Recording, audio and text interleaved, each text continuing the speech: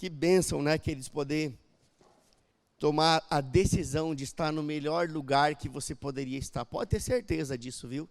Você poderia estar fazendo tantas coisas, né? Poderia até mesmo estar sentado no sofá da sua casa, tomando um chimarrão, comendo uma pipoca, mas nada disso seria mais importante e mais precioso do que aquilo que você vai receber aqui. Pode ter certeza do que eu estou te falando. Sabe, muitas vezes, numa reunião de homens, a gente vê assim, o ambiente parece um pouco mais sereno, né? E isso, de certa forma, deve mudar o nosso conceito de pensar e de agir. Porque muitas vezes, né, porque somos homens, achamos que temos que ser mais quietinhos, mais centrados, mais racionais, mas quem disse que deve ser assim? A Bíblia diz que o homem deve ser o sacerdote e o cabeça, ou aquele que mostra o caminho, ou aquele que inspira, aquele que dá direções, aquele que mostra como deve ser feito. Então é assim que deve ser conosco, amém? Tanto aqui na igreja, recebendo, para que possamos então inspirar a nossa família, nossa esposa, nossos filhos, a serem fervorosos, assim como nós somos fervorosos. Então está chegando o tempo de fervor do Espírito sobre a sua vida, em nome de Jesus, amém?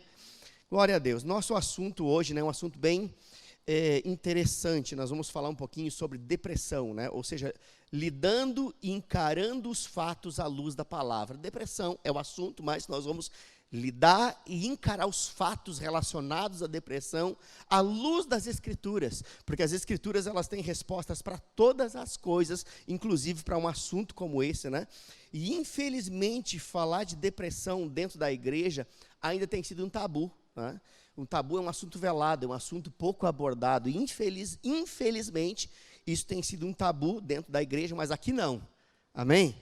Aqui nós vamos falar, porque tudo aquilo que nós abordamos traz acréscimo para a nossa vida. E infelizmente, mesmo nos dias de hoje, onde esse assunto está cada vez mais em evidência, né? Ou seja, assuntos que estão em evidência, eles devem ser tratados também e principalmente dentro da igreja, porque a instrução vai vir de acordo com a palavra de Deus, que é um caminho seguro para todos nós. E muitos dizem que depressão, né, é o mal do século. Quem já ouviu falar isso, que a depressão é o mal do século? Né? Mas graças a Deus que nós temos o bem do século, que é Jesus, né? Está dentro de nós e que nos ensina a lidar com tudo isso. É o bem da eternidade, não é nem do século, né? É o bem da eternidade, que é Jesus, que está dentro de nós e nos instruindo. Agora, nós não podemos negar, né, que isso tem acontecido cada vez com mais intensidade, né? Isso o quê? Esse assunto, ou essa situação, ou a depressão tem tocado tantas pessoas, e é notório que isso tem acontecido, né, de uma forma muito mais intensa nesses dias, e inclusive dentro do meio evangélico, dentro do meio cristão, isso também tem acontecido, porque o fato de sermos cristãos não nos dá um atestado de imunidade de problema, mas nos dá a garantia de que podemos lidar com qualquer problema, mas temos que lidar com o problema e não fazer de conta que ele não existe, amém? Então, né, olha só, esse assunto ele é tão sério, que não pode e não deve ser negligenciado. Nós precisamos falar sobre isso, e eu quero de antemão aqui agradecer pastor Gesiel, que de uma forma inspirada, né, trouxe aí a necessidade de falar sobre esse assunto, me convidou para falar um pouco sobre isso, depois também ele vai ter uma participação aqui, mas um assunto como esse nós não podemos negligenciá-lo dentro da igreja, porque a Bíblia ela tem resposta para todas as coisas, inclusive para essa situação relacionada à depressão, né? E uma coisa é certa, e eu quero que você guarde isso no seu coração: nós não vamos ter êxito em lidar com um problema apenas negando a existência dele. Muitas vezes as pessoas negam a existência de um problema e acham que isso é fé. Não, isso não é fé, isso é negligência. Negar é negligência. Então, negar a existência de um problema não te ajuda a lidar com o problema. Na verdade, ele vai tolir você do êxito de ter, vamos dizer assim, de lidar com aquela situação apenas por negar a existência dele, né? Agora, a solução de um problema, né, ela parte do momento onde ele é identificado e aonde ajuda é solicitada. Quando é que um problema ele começa a ter nuances de solução? Ou começa a entrar num processo de solução? Primeiramente, quando ele é identificado. Você não pode resolver um problema sem antes identificar. Mas você também não pode resolver um problema sem pedir ajuda. Quando se fala em depressão, sempre será necessário pedir socorro, pedir ajuda. Um problema como esse é de vital importância pedir ajuda, né? E um dos assuntos que nós iremos falar um pouco nessa noite, é claro que um assunto como esse é tão abrangente, nós não poderíamos esgotar ele em tão pouco tempo, né? Mas nós vamos falar um pouco em como identificar a depressão, porque volto a falar para você que o começo de um problema, o começo da solução de um problema parte da identificação, se identifica que ele existe, então ali você pode começar a tratá-lo, pedindo ajuda e tudo mais, né? Mas como identificar? É sobre isso que nós vamos falar um pouquinho, né? E se porventura, no decorrer aqui das coisas que eu vou citar, você identificar algo semelhante acontecendo na sua vida, então saiba que você está no lugar certo. Por quê? Porque eu creio que hoje se inicia um processo de cura. Eu creio que hoje se inicia um processo de libertação de depressão na vida de todo aquele que crê e corresponder com as instruções que serão dadas nessa noite.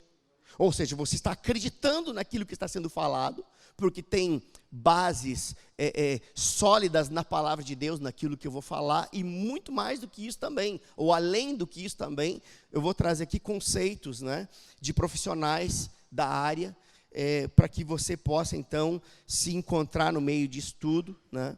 E eu creio que hoje, de fato, se porventura você tem sido tocado por esse mal, hoje começa o tempo de cura na sua vida, hoje começa o tempo de libertação na sua vida, a partir, né, da identificação, a partir da sua fé em ação e a partir de você corresponder a tudo aquilo que vai ser instruído nessa noite. E pode ser que talvez você está pensando, não, mas eu não estou deprimido, eu nunca tive depressão e tal, nem nunca vou ter, né? Tomara que isso nunca aconteça na sua vida. Eu desejo profundamente que você nunca passe por isso, né?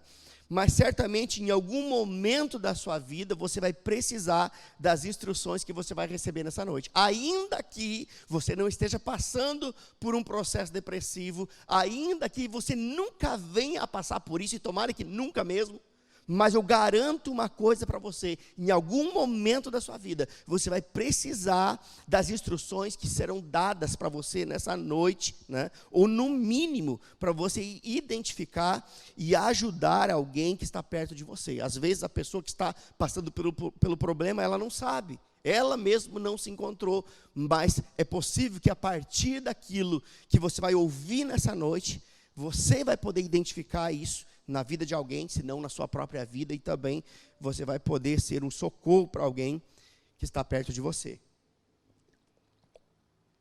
Queridos, o que eu estou falando é muito sério. Por quê? Porque pode ser que em algum momento você seja a única resposta de Deus para a vida de alguém que está sem esperança. Talvez você está olhando para esse momento hoje. Hoje é dia 10, né? Dia 10 de novembro. Rapaz, né? Ouvi uns negócios lá, não tem nada a ver comigo, estou bem, estou a milhão, meu ponteiro está batendo lá, o tanque está cheio, né? Mas sabe de uma coisa? Todo tanque cheio, um tempo ele começa a esvaziar. Porque momentos, situações, elas se apresentam, nos pressionam. E se você não souber como reabastecer, o tanque vai secar. E aqui você vai saber como reabastecer. Você vai aprender isso nessa noite, né? Mas também você vai aprender a identificar talvez situações como essa na vida de outras pessoas, e talvez em algum momento você seja a única resposta, ou a resposta de Deus, na verdade, não você propriamente, mas você seja a resposta de Deus para alguém que está sem esperança, para alguém que está numa situação relacionada à depressão, sendo afetada pela depressão. E a depressão, ela pode ser, sim, diagnosticada ainda no início. Ela pode. Agora, entenda, a depressão, ela é resultado de vários fatores. Fatores sociais, fatores psicológicos, fatores biológicos. Então, não é uma única coisa. É uma somatória de vários fatores, né? E é claro que existem médicos e profissionais que poderiam dar um parecer muito mais assertivo do que aquilo que eu vou falar nessa noite. A questão é que eu vou abordar por um prisma espiritual. Eu vou trazer conceitos profissionais, que eu fui buscar subsídio para isso, mas vou atrelar isso a conceitos espirituais que estão na palavra de Deus. Se você buscar um profissional, ele vai te dar conceitos profissionais, conceitos que ele aprendeu na faculdade, e isso é uma grande bênção. Não está errado, está certíssimo. Mas aqui você vai ouvir algumas coisas relacionadas aos conceitos de um profissional, dos quais eu busquei subsídio para trazer para você, atrelado a algo espiritual que vai te manter de pé. Amém, queridos? Agora entenda, quase sempre a pessoa depressiva, ela não procura ajuda de um profissional. Quase sempre, isso não é regra, mas é quase regra. Quase sempre ela não procura no início. Talvez ela procure num estágio muito avançado, quando muitas pessoas já alertaram, mas ela por si só, na maioria das vezes, ela não se vê nessa situação. Uma pessoa depressiva, na maioria das vezes, ela não se vê nessa situação, ou às vezes até não aceita que está passando por isso, principalmente se for crente. Sabe que você lidar com um assunto como esse no meio cristão é um desafio. Porque, como eu falei no início, aqui existe um tabu. Algumas pessoas pensam que crente não fica deprimido. Não, fica. E vou dizer mais, tem crente que se suicida. E digo mais, tem pastores que se suicidam. Não tem como negar isso. Isso é uma realidade. A fé não nega a realidade, mas a fé nos leva a ver a realidade pela perspectiva de Deus, que nos ensina como lidar com cada situação. E sabe, queridos, quando uma pessoa que está sendo tocada pela depressão e que normalmente ela não se vê nessa situação e na maioria das vezes não aceita que está passando por isso, e como eu disse, isso acontece com mais frequência no meio evangélico, de não aceitar, porque muitas vezes ela está fundamentada não numa fé baseada na palavra, mas num conceito. Não, crente não fica deprimido, crente não passa por depressão. Quem disse isso? Eu vou citar para vocês casos de homens citados na Bíblia, que lidaram com situações como essa. E normalmente, quando isso acontece, de não pedir ajuda no início, porque a maioria das pessoas que passam por um processo depressivo não pedem ajuda no início. E normalmente, quando isso acontece, de não pedir ajuda no início, as coisas elas podem tomar um rumo e chegar numa proporção que elas não terão mais forças para pedir socorro. Ela vai sucumbindo num estágio tão profundo da depressão, que as suas forças elas se esvaem, e ela não consegue nem mais pedir socorro. Agora, como identificar a depressão? E eu quero que você preste atenção nisso. Eu vou citar aqui alguns sinais ou algumas evidências, né? E caso você identifique 3 ou 4 dessas evidências ou desses sintomas, ou desses sinais que eu vou falar aqui, meu conselho como seu pastor, procure um médico. Talvez você diga, mas pastor, você está mandando procurar um médico, não é só orar, a gente ora também. Mas você já parou para pensar que Jesus tinha um médico na sua equipe? Não sei se vocês sabiam, mas Lucas era médico. E aí? Jesus nunca negou a profissão de Lucas. Nunca disse, sua profissão não tem mais valor, agora você vai andar comigo que sou o médico dos médicos. Está escrito isso na Bíblia? Não. Nós vemos Paulo instruindo a Timóteo em questões relacionadas à saúde. Então nós não podemos negar essa realidade, mas temos que tratá-la à luz da palavra.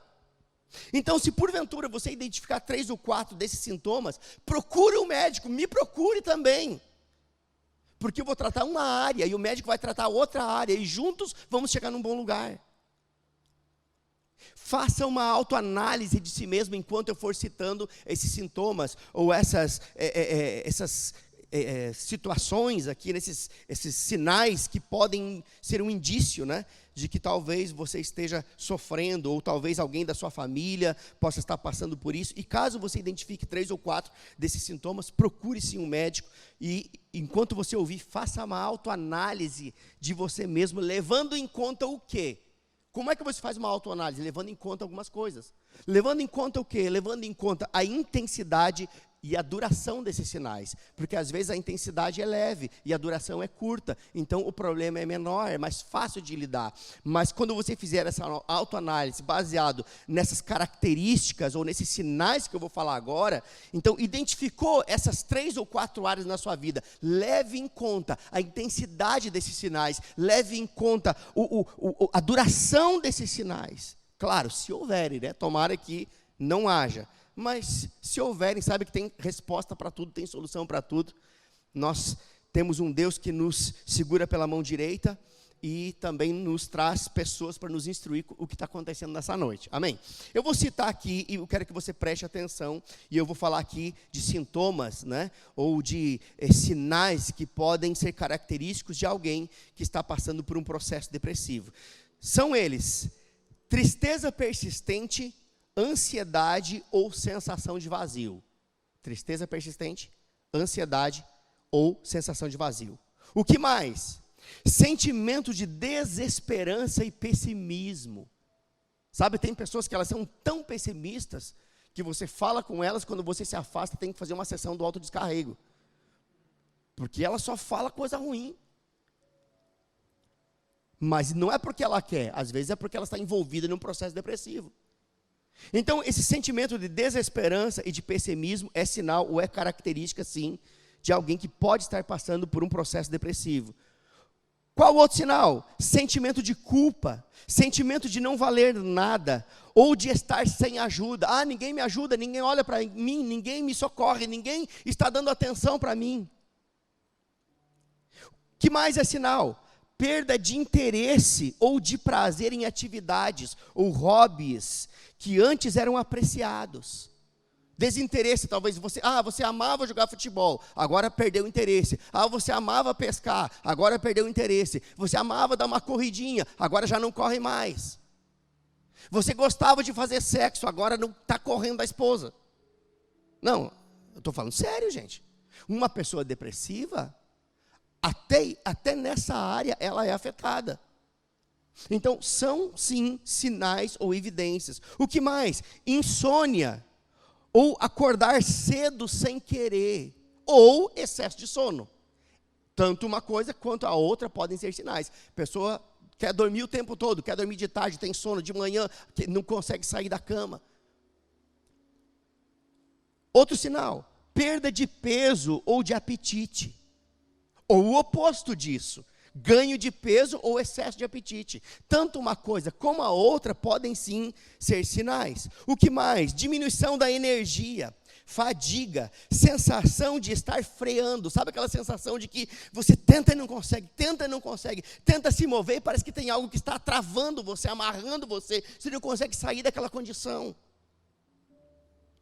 A energia parece que está se esgotando, a bateria está acabando.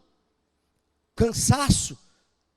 O que mais? Pensamento de morte ou suicídio é indício ou é sinal de alguém que está passando sim por um processo depressivo. Ou tentativas de suicídio, pessoas que muitas vezes tentam se mutilar, cortar pulso, se fazer marcas, né, no próprio corpo, tentando se cortar ou se mutilar. O que mais? Dificuldade de se concentrar, de lembrar das coisas ou de tomar decisões. Não está no meio de uma decisão simples, mas ela não sabe o que decidir. Ela não tem o ímpeto de tomar uma decisão, por mais simples que seja.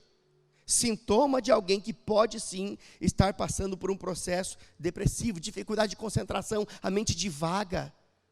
Ela começa a pensar em algo, daqui a pouco está pensando em outra coisa. Tinha algo para fazer, está concentrada aqui, mas de repente a mente dela já está em outro lugar. O que mais?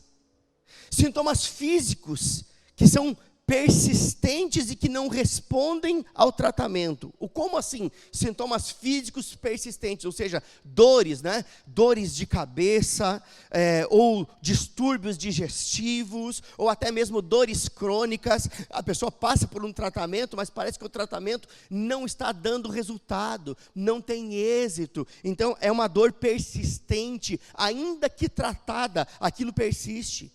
O que mais pode ser sintoma? Choro em excesso, irritabilidade. ou isolamento social. Pessoas chorosas, choram é diferente de alguém que é emotivo. Eu sou uma pessoa emotiva. Tem pessoas que naturalmente são emotivas, mas isso é uma coisa.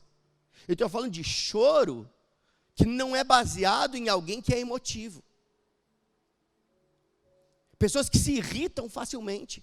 Qualquer coisa é motivo para ficar irritada. Se você falar um pouquinho alto demais, se irrita. Se você falar um pouco baixo demais, parece que não está dando a devida atenção. Se irrita porque tem um pouco de trânsito. Se irrita porque a loja encheu. Se irrita porque no supermercado tem 3 pessoas na fila. Se irrita por coisas banais, sem sentido. E irritabilidade.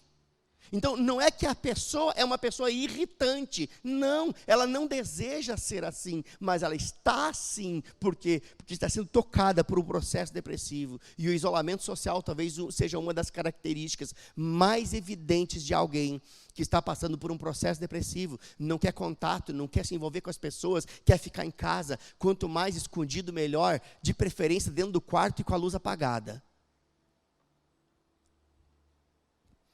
E é claro que aqui está apenas alguns sintomas, tem muito mais. Alguns sintomas que é possível identificar em pessoas que estão em estágio depressivo. Eu falei de alguns sintomas que, né, claro que eu não estou dizendo que uma pessoa depressiva tem todos esses sintomas. E é por isso que eu disse, se você identificar 3 ou 4, procure um médico, levando em conta a intensidade e a duração desses sintomas, né? Agora, entenda, é claro que não são só estes, eu não sou um profissional da área, né? Eu sou um pastor, eu não sou um psicólogo, não sou um terapeuta, né? E eu fui buscar subsídio para não estar aqui falando besteira para você. Você pode ter certeza de que eu dediquei tempo estudando, buscando, para não vir aqui soltar palavras soltas. O que eu estou falando para você é aquilo que um profissional falaria, que talvez ia cobrar de você trezentão.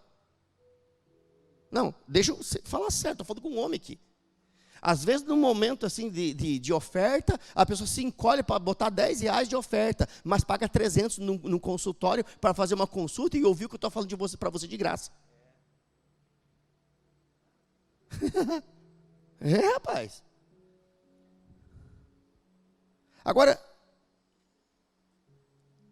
é claro que esses sintomas que eu falei aqui são alguns, tem muito mais.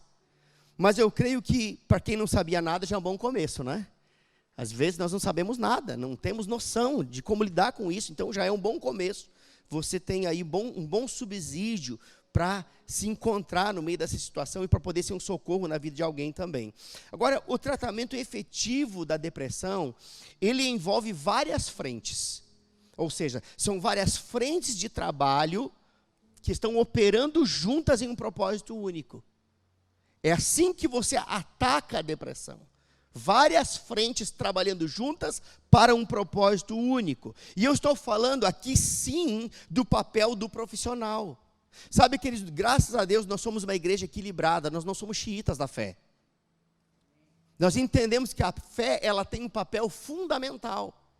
Mas os profissionais, eles são igualmente importantes e fundamentais para um processo de alguém que está vivendo uma situação como essa. Então, essas várias frentes trabalhando juntas em um propósito único vão tornar o tratamento mais efetivo, vai ter mais êxito. E então, eu estou falando aqui dos profissionais da área, seja ele um psiquiatra, seja ele um psicólogo, ou os dois, algumas vezes é um psiquiatra e um psicólogo trabalhando em conjunto, em parceria. Como também a família natural. O que é a família natural? Você está aqui para trabalhar junto com um profissional. Você já parou para pensar nisso? Por exemplo, se alguém da sua família está sendo tocada pela depressão, então um psicólogo, um psiquiatra vai estar trabalhando e você como família vai estar trabalhando junto. Além do que isso, a família espiritual, ou seja, a igreja, ela também deve estar trabalhando juntos. E eu digo algo para você, o cristão, ele tem muito mais facilidade de sair de um problema como esse. Por quê? Porque ele não tem apenas a ajuda de um profissional. A família está sendo instruída, você está sendo instruído. E além do que isso tudo, que já é muito bom, ainda tem a família da fé, que está à disposição para pegar junto, para ser um socorro, para ser um apoio, num momento como esse. Então, eu estou falando aqui das várias frentes, trabalhando, operando juntas, para um propósito único, que é livrar alguém de uma condição como essa. Mas, eu quero só trazer aqui, a título de conhecimento, né, o que cada um desses profissionais faz. Porque muitas vezes falamos do psiquiatra, do psicólogo, né, do psicoterapeuta, nem sabemos o que é a função de cada um.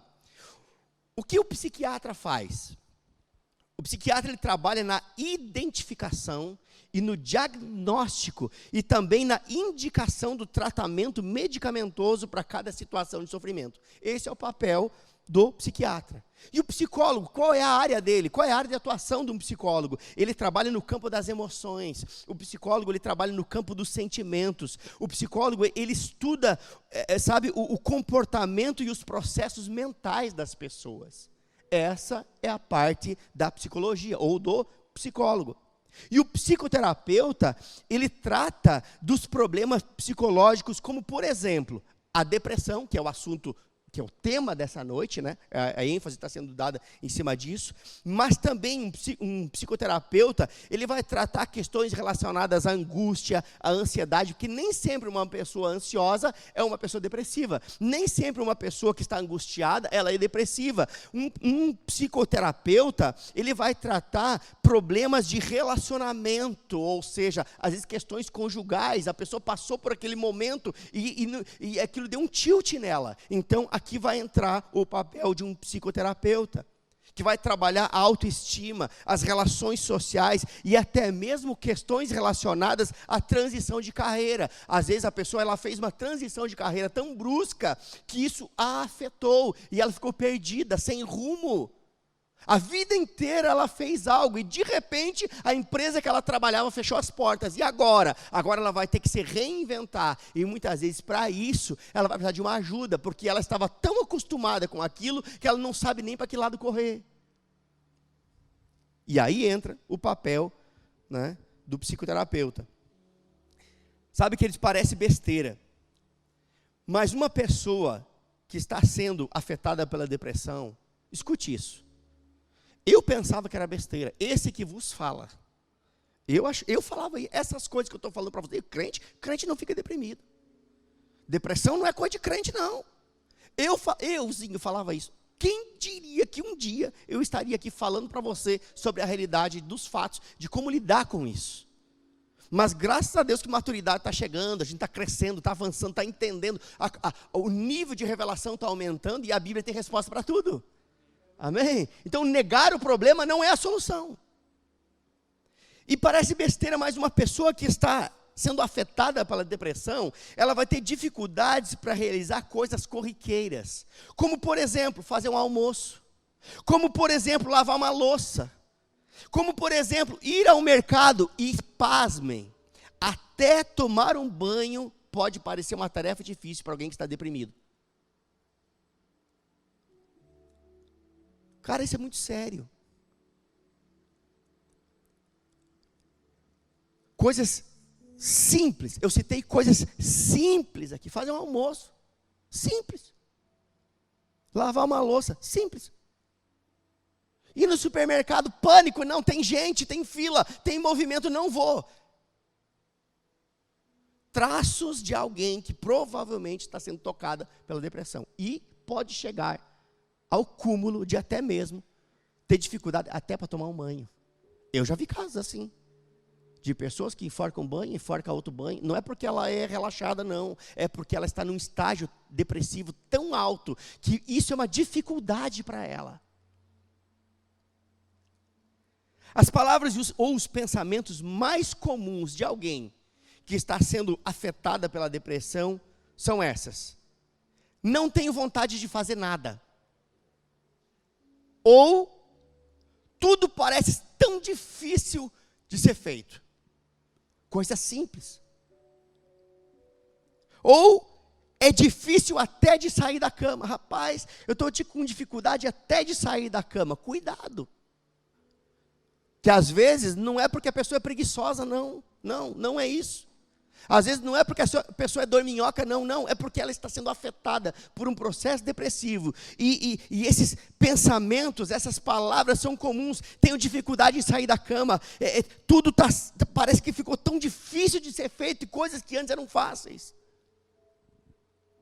e a pessoa perde a vontade, ou seja, acaba ficando sem vontade de fazer nada, e é justamente aí que entra o papel da família. E é por isso que você está aqui. Escute o que eu estou dizendo, você não está aqui perdendo seu tempo, você está ganhando seu tempo aqui. Talvez, eu estou falando isso porque talvez alguns ainda podem estar pensando, o que eu fui fazer num culto de homens para ouvir sobre um assunto que não me importa? Cuidado, pode não te importar hoje, mas amanhã pode ser importante. E Deus trabalha com prevenção.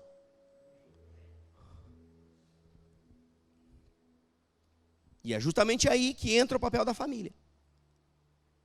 A família, ela tem uma função determinante para lidar com uma situação como essa. Famílias que não sabem lidar com alguém depressivo dentro do contexto familiar, vai virar um caos generalizado.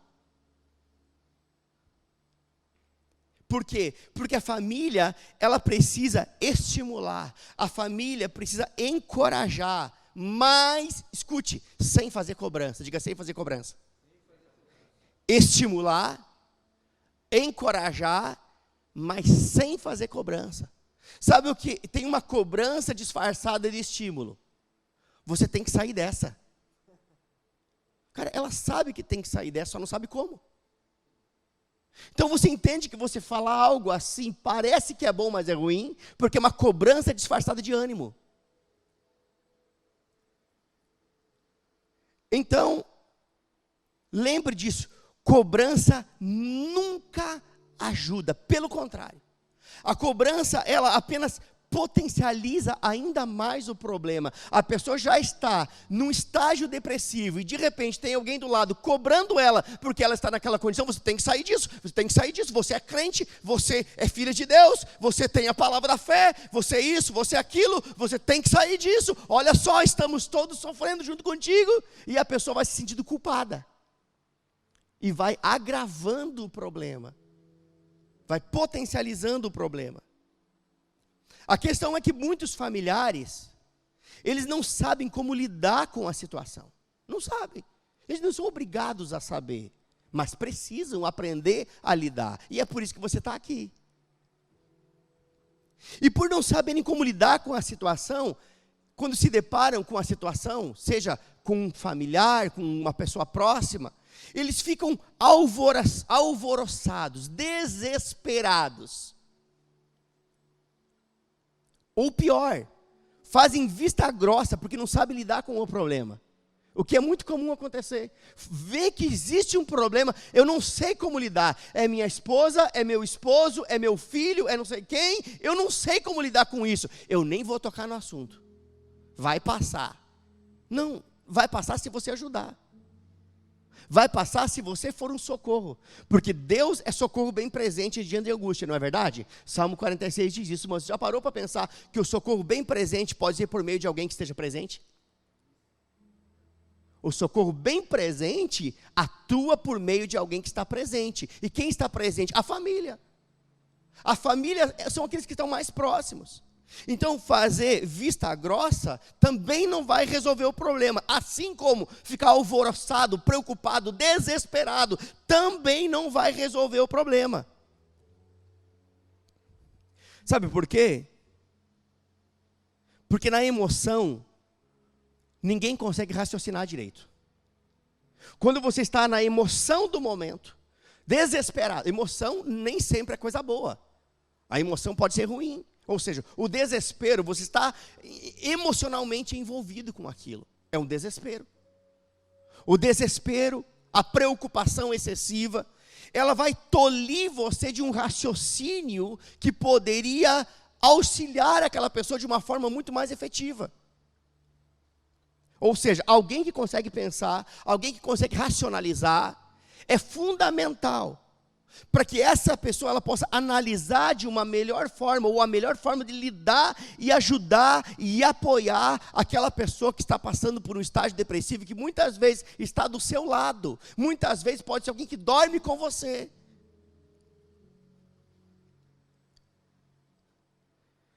E caso você identificou algumas dessas coisas que eu falei aqui na sua vida, peça ajuda. Compartilhe a sua dor com os seus familiares. Agora eu estou falando para você.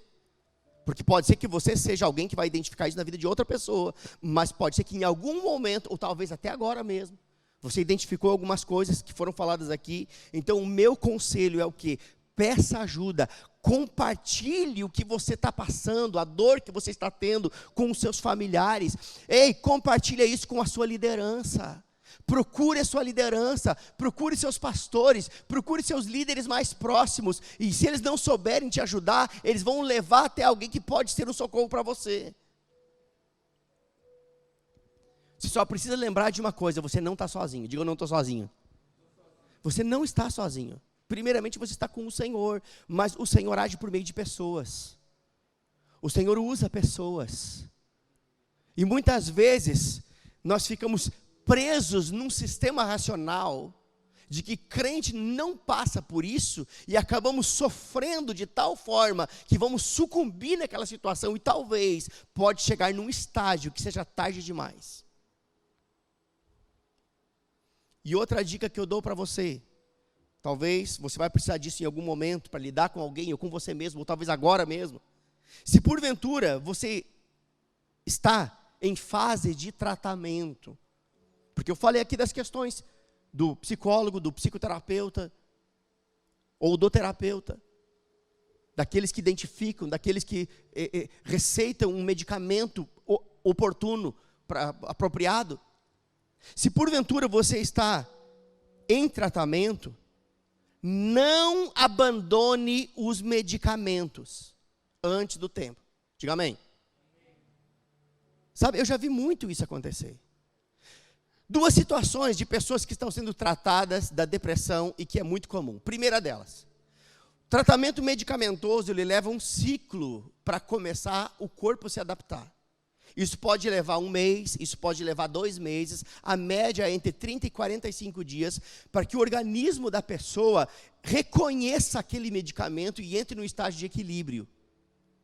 Então, normalmente, quando alguém está tomando um medicamento para depressão, ela vai ter palpitações, ela vai ter insônia, ou vai ter sono demais, ou vai sentir a boca seca, e tantas outras coisas, tantos outros efeitos colaterais podem acontecer no início de um tratamento, e muitos acham que o medicamento está fazendo mais mal do que bem e abandonam.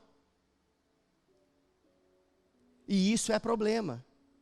Ou passam esse período inicial de adaptação, é chamado isso de período de adaptação, 30, 45 dias, algumas pessoas um pouco antes, outras um pouco depois, depende do organismo. Mas algumas pessoas, elas passam por esse período, começam a se sentir bem, e acham que porque estão bem, podem parar. Afinal de contas, eu sou crente, eu já estou me sentindo bem, e aí param antes do tempo. Mas você já parou para pensar que um profissional estudou 5, 6 anos para te dar uma receita, para você que não tem conhecimento nenhum, abandonar depois de 60 dias? Sabe o que é isso? Ignorância disfarçada de fé. Desculpa ser tão direto, mas é verdade. Se o profissional indicou 6 meses de tratamento, então é 6 meses de tratamento, independente de como você está se sentindo, porque existe um ciclo para que o processo todo se complete. Se a indicação é 1 ano, então é 1 ano, é 1 ano e meio, então é 1 ano e meio. Ele estudou para isso. Se você com 6 meses e o tratamento era 1 ano, já está se sentindo bem, então começa a glorificar o Senhor, porque Ele acelerou o processo, mas não deixa de cumprir aquilo que uma autoridade na área disse para você fazer, porque Deus está usando o ímpio para cuidar do justo. Amém? Agora, por que eu estou falando isso? Porque o tratamento medicamentoso, dentro do tempo apropriado, receitado pelo médico, ele tem o seu papel, ou seja, eles são responsáveis por uma parte do processo de cura, não toda, mas uma parte do processo de cura é de responsabilidade do médico e daquilo que ele receitou para você. Uma parte depende disso. Eu quero que você lembre disso que eu vou falar agora. Todo tratamento eficaz, ele precisa abordar 3 áreas do nosso ser. Um tratamento eficaz, ele trata o espírito, o espiritual, ele trata a alma, emoções, sentimentos, razão, psique, alma, sentimento. E o corpo. Diga espírito. Não, diga comigo, espírito, alma e corpo. Um tratamento eficaz vai tratar as 3 áreas do nosso ser.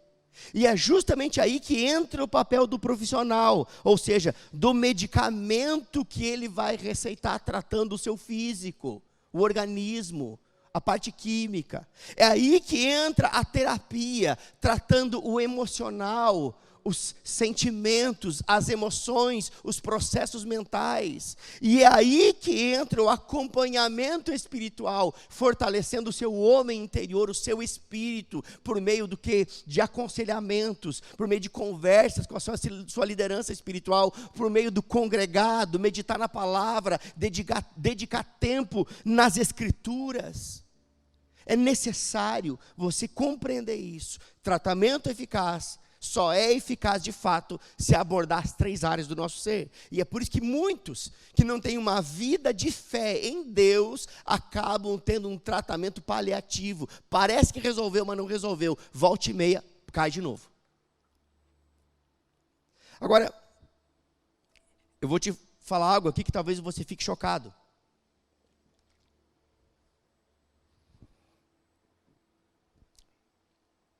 Existem pastores, é que às vezes as pessoas acham que os pastores, eles têm uma capa que os protege de tudo. Não, quer dizer, eu sou homem igual a você. Tem as mesmas fraquezas, os mesmos sentimentos. Tudo igualzinho. O que nos difere talvez seja o nível de conhecimento das Escrituras, o que nos difere às vezes seja o nível de autoridade espiritual que você está investido. Mas entenda, tudo que você passa, eu também passo. E qualquer pastor passa. Porque às vezes as pessoas acham que o pastor é um super-herói. Ele dorme de gravata, ele acorda falando em outras línguas, ele dorme profetizando, e acorda com uma mensagem para pregar no domingo. Não, não é assim. Então existem pastores, existem profissionais liberais, existem empresários, existem líderes na igreja e tantos outros que estão a ponto de largar tudo. E que estão a ponto de terem pensamentos suicidas. Por não saberem como lidar com esta situação, ou com situações como essa que nós estamos abordando nessa noite. Talvez, se você fizer um feedback dos últimos anos, nunca se ouviu tanto falar sobre suicídio de pastores. É ou não é verdade? Os últimos 3, 4 anos. Todo ano é 4, 5. Todo ano mais do que isso. Estou falando bem sutil aqui. Fulano, pastor de uma grande igreja, milhares de membros e tal, um trabalho maravilhoso. O que houve com o cabra? Se deu um tiro, se enforcou, se suicidou, fez algo. Agora, isso não é diferente de um profissional, de um empresário, não é diferente de qualquer outro líder da igreja. Todos nós podemos passar pelos mesmos problemas. A questão é, como é que nós vamos lidar com eles? Com entendimento. E é por isso que você está aqui, aprendendo a forma certa. Então, volto a falar, se você identificou algo que foi falado aqui, a minha pergunta para você é, a sua liderança sabe o que você está passando? Sua família sabe o que você está passando? Você já procurou ajuda de um profissional? Porque eu estou falando aqui de áreas que vão cooperar, para que você saia disso. Então, não se acostume a viver com esse tipo de sentimento. Sabe por quê? Porque em algum momento você vai acabar sucumbindo. Porque tem pessoas que se acostumam a viver num estágio depressivo. Elas acabam se acostumando com aquilo e acham que aquilo é até normal, só que não é normal. E se acostumar com isso só vai agravar cada vez mais o problema. E vai chegar num momento que nós vamos acabar sucumbindo se não tratarmos essa situação. Então, não deixe, não espere chegar num ponto como esses que eu citei, de homens que estão a ponto de largar tudo e começam a ter pensamentos suicidas, porque não sabem o que fazer diante daquela situação. Não espere chegar num momento como esse. Peça ajuda o mais rápido possível. Se isso não for com você, está identificando isso em alguém, algum familiar, algum parente, algum conhecido, algum amigo, seja boca de Deus, um socorro de Deus na vida dessa pessoa. Agora, deixa eu dizer algo para você. Normalmente, uma pessoa que tem pensamentos suicidas, ela não quer acabar com a vida dela. Eu quero que você escute o que eu estou dizendo, isso é muito sério. Pessoas que têm pensamentos suicidas, quase 100% das vezes, eu não vou bater o martelo em 100%, mas é quase, na maioria das vezes, alguém que tem pensamento suicida, não é alguém que quer acabar com a vida, ela apenas quer acabar com o sofrimento, não é com a vida, ela quer parar de sofrer. Se tivesse um meio de parar de sofrer sem acabar com a vida, ela ia ter outra opção, só que ela não sabe disso, ela não sabe que tem. Então, a coisa mais fácil de se fazer é acabar com a vida, porque acabando com a vida acaba com o sofrimento. Só que, pelo contrário, acabar com a vida muitas vezes vai levar para um sofrimento eterno. Você entendeu o que eu quis dizer? Sabe, queridos, uma pessoa com pensamento suicida, e eu quero que você guarde essa informação.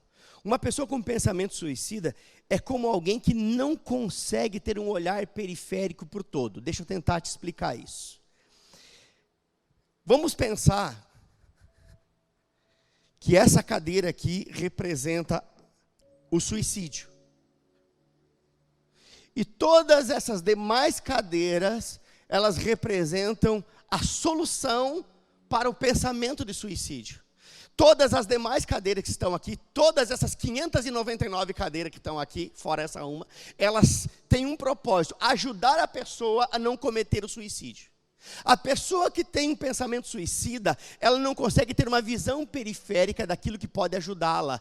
A única visão dela está naquilo que dentro do entendimento dela pode trazer alívio, e que para ela não é a morte, mas é o alívio do problema, e o alívio do problema representa o suicídio. Você entendeu? Ela não consegue ver que aqui tem pessoas querendo ajudar, ali tem profissionais prontos para ser um socorro, lá tem um medicamento que pode trazer alívio para aquela pressão, e lá tem uma igreja que está pronta para acolher, e ali tem um pastor que está pronto para ouvi-la. Ela não vê mais nada disso, ela só consegue ver algo que na mente dela pode trazer alívio. Então a visão periférica dela é anulada, e ela consegue olhar num único ponto, e todo o restante é como uma folha em branco, nada mais tem sentido.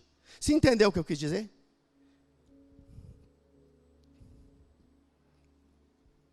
E sabe, queridos, às vezes, o que leva uma pessoa para um estágio depressivo, não estou dizendo que isso é regra, estou falando de uma das possibilidades de alguém ser conduzido a um estágio de depressão. Se chama a busca obstinada por resultados. Não é só isso, mas é um dos gatilhos que pode levar a pessoa a um estágio depressivo. É isso, a busca obstinada por resultados. Por quê? Porque em muitos casos o conceito de felicidade está distorcido, está corrompido. Ou seja, resumindo, as conquistas são sinônimos de felicidade. Então ela passa a ter uma busca obstinada por conquistas, uma busca obstinada por resultados. E quando ela vê que uma conquista não foi suficiente, ela vai buscar outra conquista. Quando aquele resultado, que já foi muito bom, não for o suficiente, ela vai buscar outro resultado. E ela vai dando mais um passo, mais um passo, mais um passo, em algo que é apenas uma representação de fuga, mas que não te tira do problema. Pelo contrário, te empurra ainda mais para ele. O que eu e você precisamos entender, queridos, é que até mesmo as pessoas mais fortes e mais bem-sucedidas, algumas vezes, elas necessariamente precisarão tirar um pouco as suas máscaras e mostrar as suas fraquezas. Eu digo para você que isso não é vergonha, isso é demonstração de honra e de humildade. Se você é minha ovelha, provavelmente, a maioria de vocês eu creio que é, provavelmente em algum momento você já me viu aqui em cima falando das minhas fraquezas, falando das minhas fragilidades, falando dos meus pontos fracos, falando que eu não sou um superstar gospel, falando que eu não sou o super-herói da fé. Não, eu tenho problemas iguais a você. E muitas vezes, nós que somos fortes, e você é forte, amém? Nós que somos fortes, precisamos demonstrar as nossas fraquezas, ou expor as nossas fraquezas, ou tirar a nossa máscara de perfeição, e mostrar que somos humanos, e mostrar que em algumas áreas da nossa vida nós precisamos de auxílio, sim.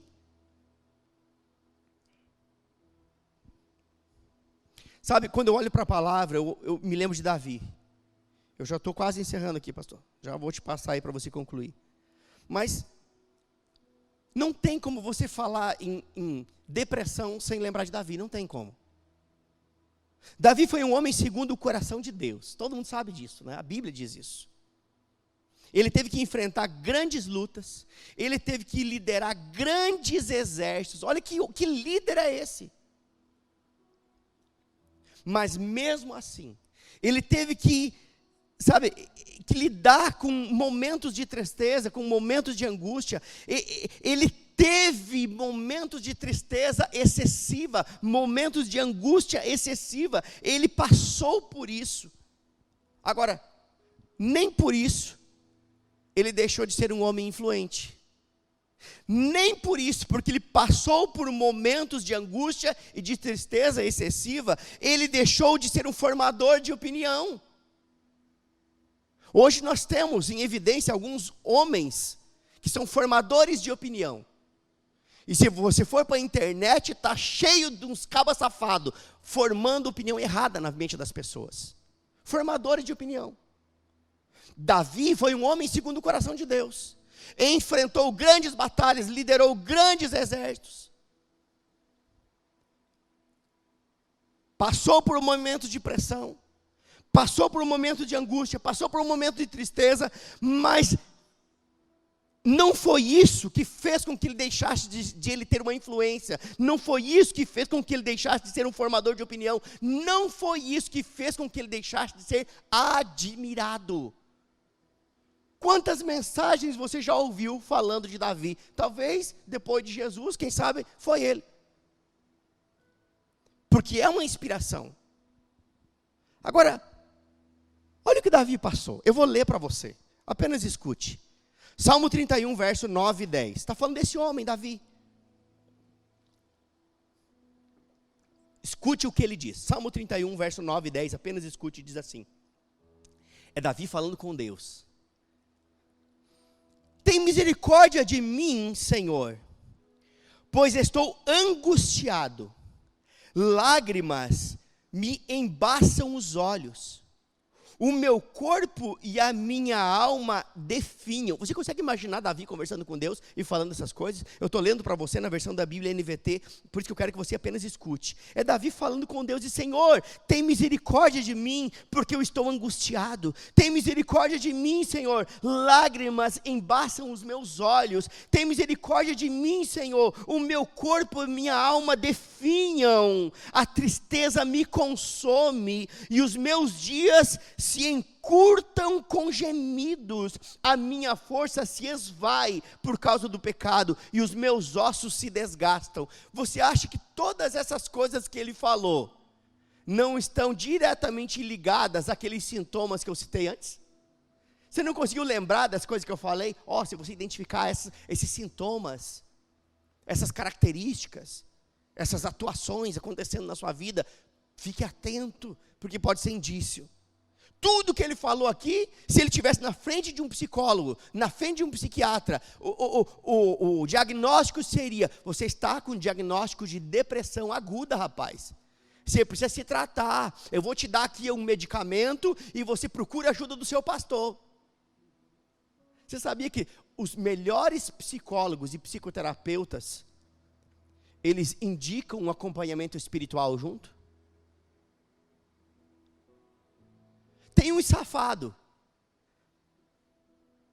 Você está passando por problema, está depressivo por causa do problema do seu casamento, separa, arruma outra mulher, cara.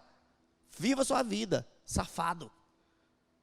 Ele não está ali para dizer o que a pessoa deve ou não deve tomar como atitude, está ali para tratar um problema e não se meter na vida das pessoas. Safado, safada. Eu falo isso, e se alguém está sendo gravado, né, Décio? Isso aqui vai ser divulgado nas redes sociais. Nós vamos usar essa mensagem. E se algum psicólogo, algum psicoterapeuta, psiquiatra estiver ouvindo isso, pois que ouça mesmo. Você não foi chamado para dizer o que a pessoa deve ou não deve fazer. Foi chamado para orientá-la, instruí-la e tratá-la com medicamentos para que ela saia dessa situação. E deixa isso com ela e o pastor dela.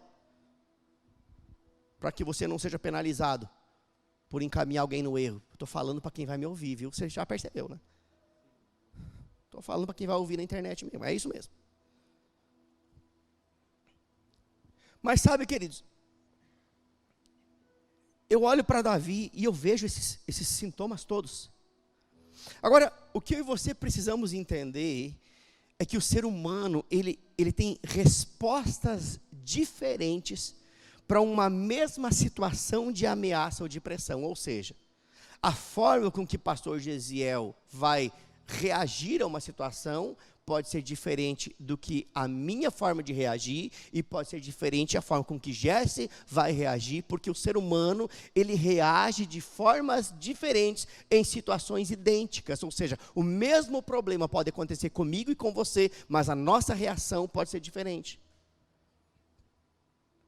E é importantíssimo que nós nos encontremos nesses sentimentos, nessas respostas e nessas reações. E eu diria para você que a reação, ela deve ser mais avaliada do que a própria resposta. Porque a resposta você pensa antes. A ação é premeditada, mas a reação não. A reação é no ímpeto de um momento. Você reage a algo sem pensar muito naquilo. Então, é importante que a gente se encontre na nossa forma de reagir, as nossas respostas diante das situações que se apresentam, daquilo que nos ameaça. Agora, normalmente, a depressão ela vem como consequência, e eu quero que você escute isso. Normalmente a depressão vem como consequência do excesso de futuro. Excesso de futuro é um gatilho para a depressão. Olha o que a Bíblia diz a esse respeito. Que respeito, pastor? O excesso de futuro. Mateus capítulo 6, verso 34 diz assim: não se preocupem com o dia de amanhã. Está falando do quê? O que é amanhã? Diga futuro. Então, o excesso de futuro causa preocupação. E o texto diz: não vos preocupeis com o dia de amanhã, pois o amanhã trará suas próprias inquietações. Bastam para hoje os problemas desse dia. Rapaz, se você já tem problema hoje, você vai querer trazer o problema de amanhã para viver junto com o problema de hoje? Não, Deus te capacitou para viver o problema de hoje, não de amanhã. Se você trazer o problema de amanhã para viver junto com o problema de hoje, você não vai suportar. E é por isso que a Bíblia está dizendo isso. Ei, não se preocupe com o dia de amanhã. Agora, eu gostei da Bíblia Viva. É uma outra versão um pouco mais contemporânea. De Mateus 6,34 diz o seguinte: portanto, não fiquem preocupados com o dia de amanhã.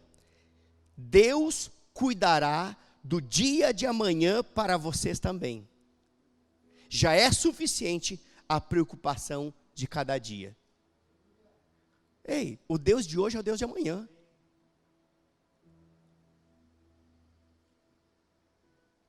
Então,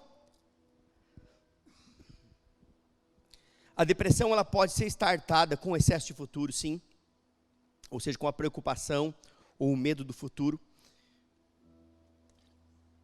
E a questão não é ter ou não ter medo. A questão é como você lida com os medos. É como você encara eles. E, finalizando praticamente, Josué. Olha que linda a história de Josué. Josué foi o sucessor de Moisés. E só para você ter uma noção. Josué, ele viu o mar se abrir. Ele estava junto com Moisés. Então, ele viu o mar se abrir. Ele viu maná cair do céu. Ele viu água brotar da rocha. Ele viu tantas outras coisas grandiosas que o Senhor fez enquanto ele estava acompanhando Moisés. Ele acompanhou o processo de Moisés, ele viu tudo isso acontecer.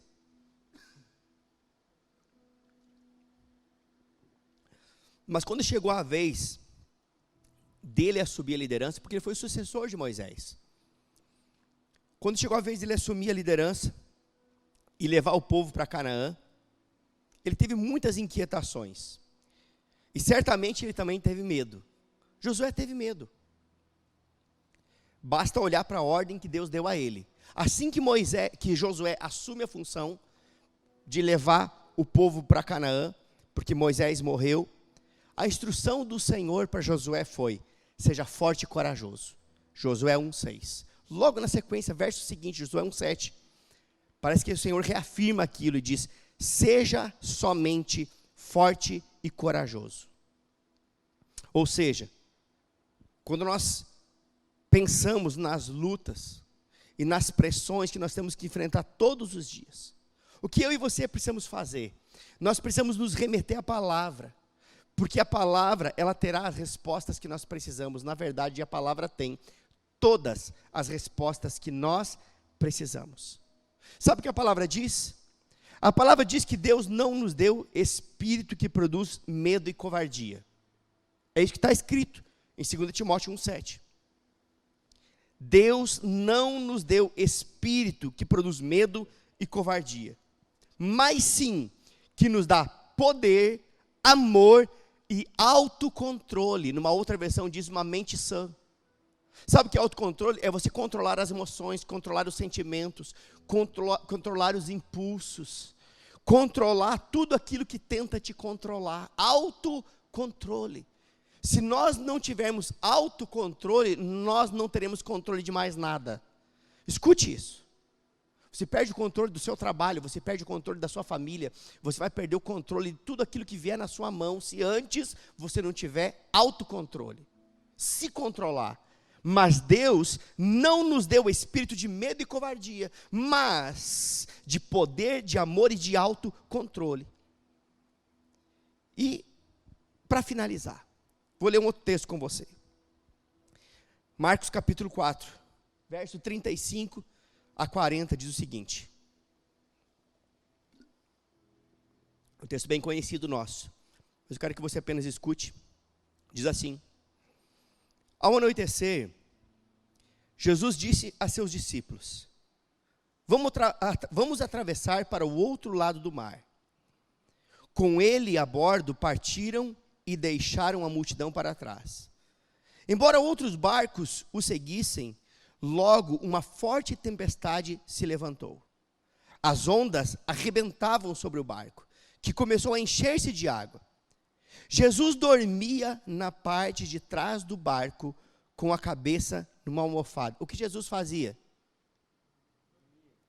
Deixa eu dizer algo para você, eu já falei isso em um dos cultos. A situação que você não descansa no meio dela, você não domina ela. Jesus dormia no meio de uma situação, estava descansado. E por isso ele teve o domínio sobre aquela situação.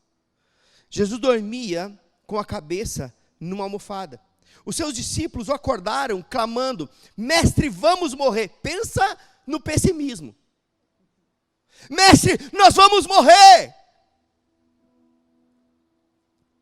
O Senhor não se importa, ainda deram uma chamada em Jesus. Jesus, nós vamos morrer. Tu não se importa, Jesus. Aí olha o que Jesus diz. Jesus despertou, repreendeu o vento e disse ao mar: silêncio, aquiete-se. De repente o vento parou e houve grande calmaria. Então Jesus lhes perguntou, agora é a vez de Jesus, antes foram eles: você não se importa? Nós vamos morrer, você está aí sem fazer nada. Mas agora a calmaria chegou, porque aquele que descansou na tribulação, dominou a tribulação. Aí Jesus faz uma pergunta: por que estão com medo? Ainda não têm fé? Ele fez duas perguntas. Por que estão com medo? Ainda não têm fé? O interessante aqui foi a resposta de Jesus a esses homens que estavam inquietos. Inquietação, ansiedade, preocupação. Por que estão com tanto medo? Ainda não tem fé? Aqui está o equilíbrio entre você dar crédito aos profissionais e crédito ao espiritual, trabalhando juntos. E a pergunta de Jesus deixa claro que o medo se opõe à fé. Por que estão com medo? Vocês ainda não têm fé? Ou seja, aonde o medo está em operação, a fé está paralisada, inoperante. Porque aonde há medo, a fé não opera. E a minha pergunta para você nessa noite: como está a sua fé? Não responda nada, apenas faça uma autoanálise. Como está a sua fé? Que tal entregar o controle das suas emoções ao Senhor? E eu queria chamar o Lucas aqui. Já vou passar para ti. Eu quero só ter um tempo orando aqui, pastor Gisele. Lucas, venha cá, vamos ministrar um pouco juntos, orar um pouco juntos. Porque a minha pergunta é: que tal você entregar o controle das suas emoções nas mãos do Senhor? Jesus, ele disse isso em João 16:33. Tenho-vos dito essas coisas para que em mim vocês tenham paz. No mundo tereis aflições, mas tenham bom ânimo. Diga, bom ânimo. Mas tenham bom ânimo. Eu venci o mundo. Eu queria que você ficasse de pé. Vamos orar um pouco.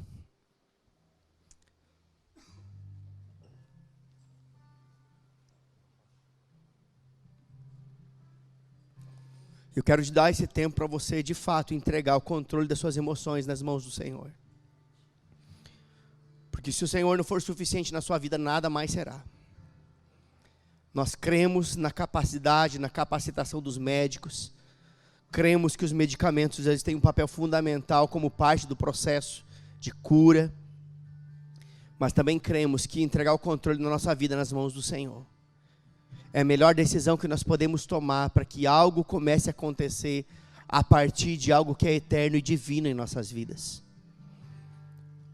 E eu quero incentivar você agora, você e o Senhor, aí baixinho mesmo, você começar a identificar áreas da sua vida que tem gerado ansiedade, preocupação. Talvez o excesso de futuro, a preocupação com as contas que virão, com a preocupação que vai acontecer no mês que vem. Talvez essas coisas elas tenham roubado a sua paz, tenham tirado o seu sono, tenham te conduzido a um ambiente de ansiedade. Então esse é o momento de você entregar o controle das suas emoções nas mãos do Senhor. E saber que Ele tem cuidado de você. 1 Pedro 5,7 diz: lançai sobre Ele toda a vossa ansiedade, porque Ele tem cuidado de vós. Lançai sobre Ele. E esse é o seu momento. Entregue nas mãos do Senhor toda preocupação, toda ansiedade. Oh, aleluia. Vamos adorar o Senhor. Lucas, pode conduzir esse momento.